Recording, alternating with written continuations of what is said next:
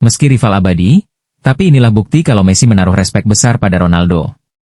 2019 lalu dalam sebuah sesi wawancara, Messi ditanya siapa aja pemain terbaik di sepak bola selain dirinya.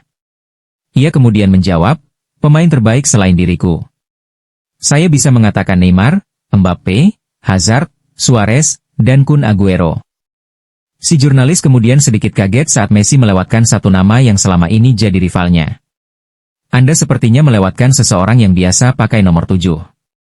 Jawaban Messi pun begitu berkelas yang sejenak membuat fans keduanya akur.